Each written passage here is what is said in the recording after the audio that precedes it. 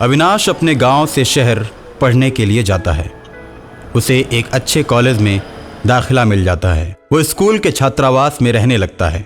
अविनाश पढ़ने में बड़ा ही तेज लड़का था, हमेशा पढ़ता रहता था, जिसे देखकर घूमने वाले छात्र उससे जलते थे और धीरे धीरे 2-4 बदमाश छात्र मिलकर उसकी रैगिंग करने लगे। एक दिन अविनाश छात्रावास से बाहर किताबें खरीदने के लिए जा रहा था।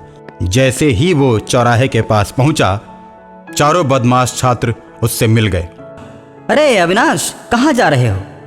यार आज तो संडे है, चलो पार्टी करते हैं। तुम भी हम लोगों के साथ पार्टी में शामिल हो जाओ, खूब मजे करेंगे भाई। अविनाश उनके साथ आकर टेबल पर बैठ जाता है। चारों खाने पीने की चीजें आपस में बांटते हैं। भाई अविनाश, और कुछ लोगे? नहीं यार, मुझे किताबें खरीद के पढ़ने जाना है।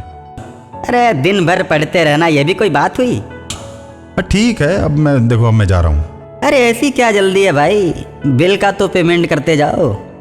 मेरे पास अभी पैसे नहीं है। ठीक है, तो इसके बदले तुम्हें और भी कुछ करना पड़ेगा। तुम हॉस्टल चलो, हम लोग पीछे पीछे आते हैं। अविनाश किताब खरीद कर हॉस्टल में जाकर पढ़ने लगता है। चारों लड़के आते हैं और अविनाश को मार देते हैं और मारकर उसकी लाश को छात्रावास के सामने ही मिट्टी में खोद कर दबा देते हैं। अविनाश के छात्रावास से गायब होने की खबर पूरे शहर में फैल जाती है। छात्रावास में पुलिस आती है, लेकिन कुछ भी पता नहीं चलता। राकेश छात्रावास में सोया हुआ है, उसके साथ उसके तीनों दोस्त भी हैं और अचानक 12 बजे रात को कमरे में लाल रंग के बल्ब जलने लगते हैं, जिसे देखकर सभी आश्चर्य में पड़ जाते हैं और कहते हैं, यार ऐसा बल्ब तो हमने आज तक अपने कमरे में लगाया ही नहीं, फिर ये बल्ब लाल रंग के क्यों जलने लगे? अच्छा, लगता है चपरासी ने बदल दिए हैं। अभी बल्ब के बारे में चारों सोच रहे थे कि कमरे में धूल भरी तेज हवाएं चलने लगती हैं। हवाओं के बीच राकेश गायब हो जाता है। अविनाश राकेश को लेकर बाथरूम में पहुंचता है। अरे तुम यहाँ, मैंने तो तुमको मार दिया था।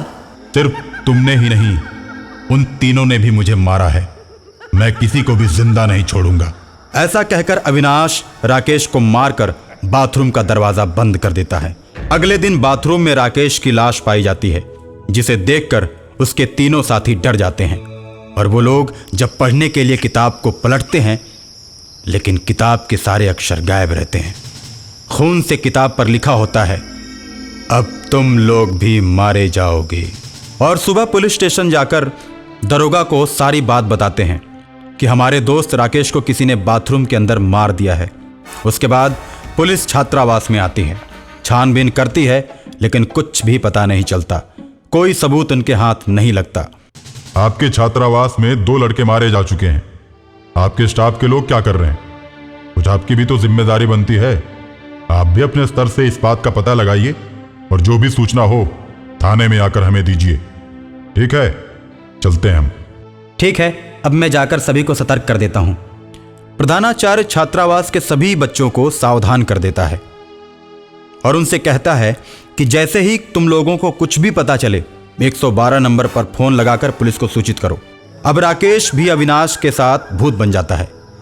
अब दोनों मिलकर उन तीनों दोस्तों को मार देते हैं। तीनों के कमरे से हाथ में खून से सना हुआ चाकू लिए हुए छात्रावास का गार्ड बाहर निकलता है, जिसे पुलिस पकड़ लेती है।